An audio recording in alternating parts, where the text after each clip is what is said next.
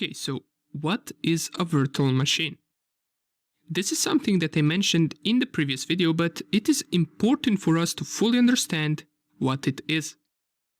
I can just give you a definition and say virtual machine is a machine within our physical computer that is using its hardware resources. But for most of you, this will be a new term that you haven't really encountered before. So I would like to explain it furthermore for you, as well as mention why are we going to use it. Let me start like this. All of us are running an operating system, and 99.9% of us are running one of the three main operating systems. You either have Windows, Mac OS, or Linux.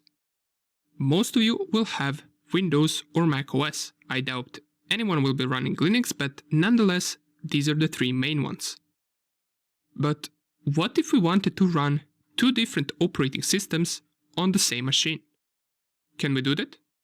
For example, let's say you have Windows installed on your physical machine, but you want to install Linux too.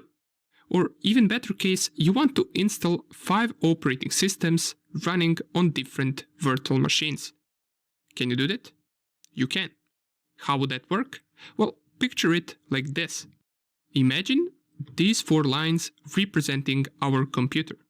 And we already know that any computer will have one of the 3 main operating systems: Windows, Mac OS, or Linux. But operating system is not the only thing defining our machine. Our machine also has its computer parts. We have hard disk, processor, RAM memory, motherboard, and many more computer parts that, with the operating system, make our machine work. These computer parts are also known as hardware. But wait a second, Alexa. Why are you telling us this? Thought this was a lecture on explaining how virtual machines work, and not on hardware components. Well, hang on for just a second. We're slowly getting there. Picture a virtual machine to be this smaller rectangle within our physical machine, which is this larger rectangle. And let's imagine that our physical machine is running Windows operating system. But if you took a look at this course content, you would probably notice that we're going to be doing all of our hacking stuff over Linux. Does that mean that we must delete our Windows and install Linux? Nope. We will install Linux as a virtual machine. And for this machine to work, it will need to have access to our hardware components. What does this mean? Well, since virtual machine will act as a machine of its own, it must have its own computer parts. And what we will do is we're going to borrow our physical machine's CPU power, RAM memory, hard disk memory to our virtual machine so it can run just like our physical machine. In other words, we're splitting the power of our physical machine into 2 different machines, or more if we decide that we want to create multiple virtual machines. Does that mean that they will be slower since they will be splitting hardware resources? Well, technically yes, but it will not be noticeable for us. However, the more powerful your PC is, more virtual machines it will be able to run effectively. Another important thing is that once you shut down your virtual machine, all of the hardware resources used by it will get freed back for your physical machine to use. Okay, good, but what are other benefits that we have if we create a virtual machine? Well, since we're hackers and we will be doing a lot of things and running a lot of programs on that virtual machine, we want to make sure that we're doing it first in a safe environment, at least while we learn.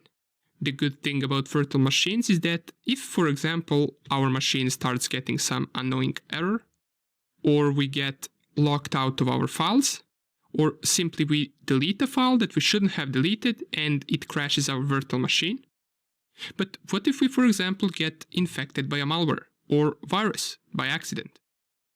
Or we simply just install the wrong version of operating system, which we don't need. Don't worry. With 2 clicks, we can delete the entire virtual machine with all of its files and it will have no effect on our physical machine. Then we can proceed to create a new one for as many times as we want. We can also create something called a snapshot, which will allow us to save the current state of a virtual machine, and with it, we can revert it back to that state whenever we want. This could be used if we, for example, run into some errors with our virtual machine. Sounds cool, right? Now that we know how virtual machines work and why are we going to use one, you must be wondering, how can we create a virtual machine?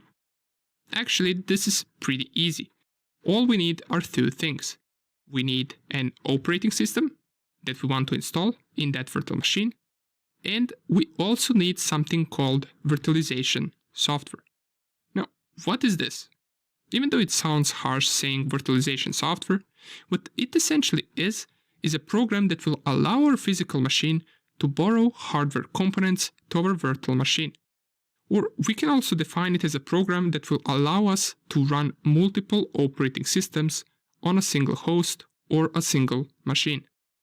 So with these two combined, we can create our virtual machine, and in the next few lectures, we're going to see exactly how to do that. See you there.